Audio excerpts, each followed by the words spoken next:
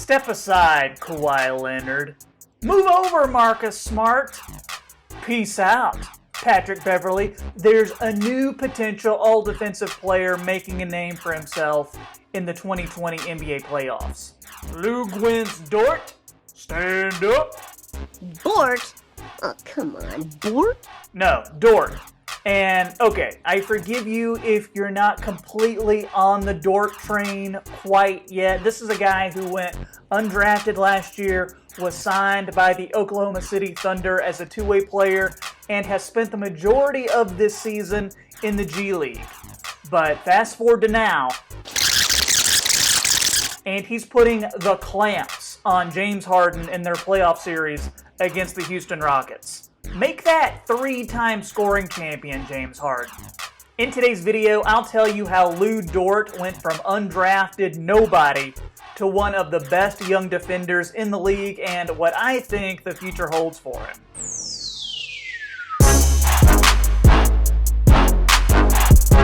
How's it going, guys? This is Troy back with another video, and today I'm talking about Montreal's finest. Lu Dort is his name, and defense is his game, and with the way that he's been playing lately, he's making every team that passed on him in the 2019 draft look pretty foolish. And I've heard a couple guys say that Lu's name is actually pronounced Dor because he's French-Canadian, but I figured if I'm calling the guy Lu Dort this whole video, then you guys are going to be all up in the comments and, What are you calling him? What's his name? so let's just stick with Lu Dort for now, and when this guy blows up and becomes a household name, and he comes around and says, hey, you've been saying my name wrong this entire time, then we can change it then. So hit that like button, subscribe to the channel, and let's get into it. If you're not familiar with Lu Dort, then I'm not going to hold it against you. I mean, how many two-way players can most of us actually name, you know?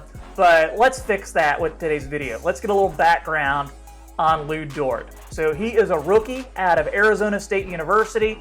He's 6'3", 215 pounds, 6'9" wingspan, which allows him to play much bigger than what he is and be such an awesome defender.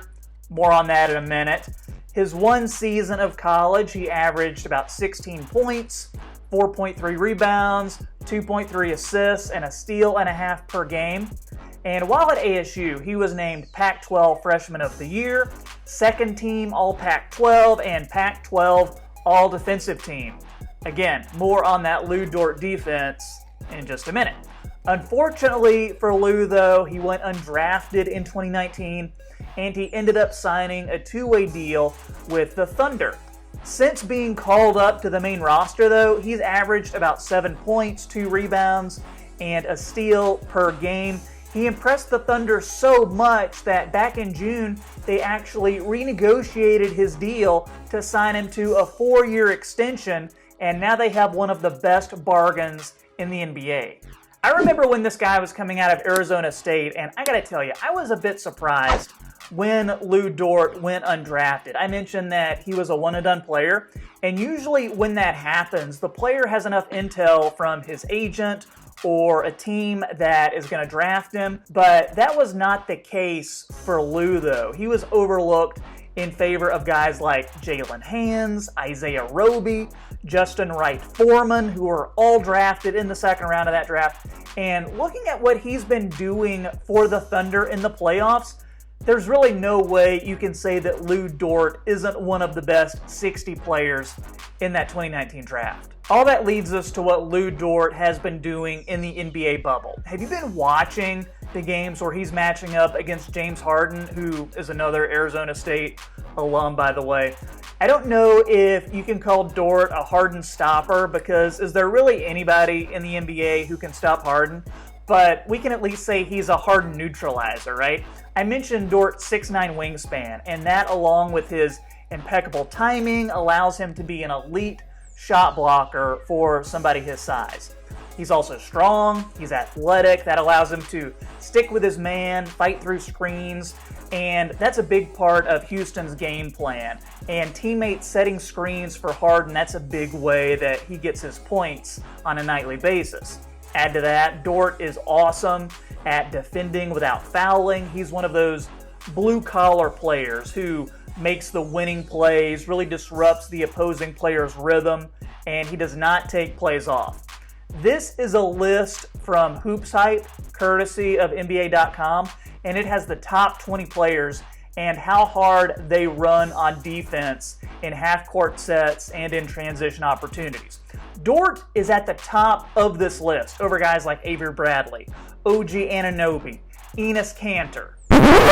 Okay, no list is perfect, but you get the idea. Lu Dort has tons of energy when he's out there on the floor.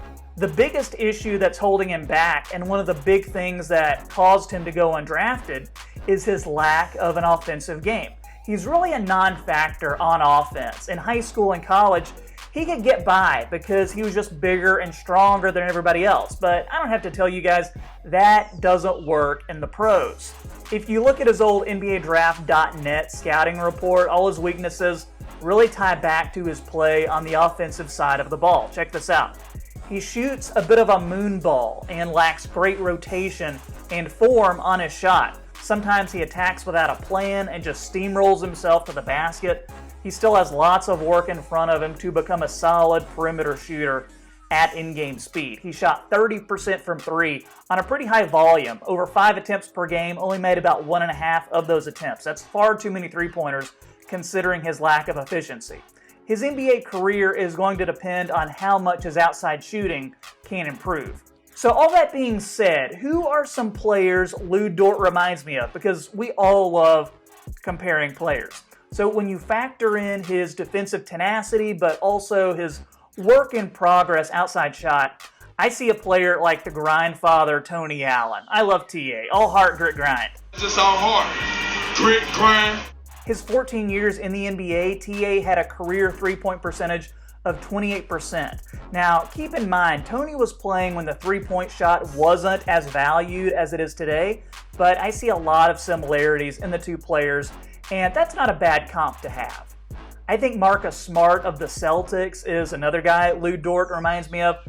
Marcus Smart, 32% three-point shooter, and he had some seasons in there with averages of 25, 28, and 30% from three. And Dort actually shot 30% from three just this season, the same as he did in college. Both Smart and Allen have proven to be effective players and all defensive selections, and I think Dort has that potential to be a version of them.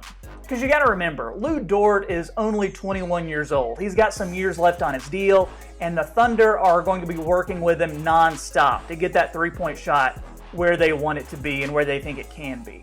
And Dort has shown he's a hard worker, so he's giving us reason to believe he's committed to getting better. That's what I think. Let me know in the comments what you think of Luguentz Dort. So if you enjoyed this video, make sure you drop a like, subscribe to the channel as well. Got fresh videos coming out several times a week. Thanks so much for watching. This is Troy with the Half Court Report, and I'll see you next time.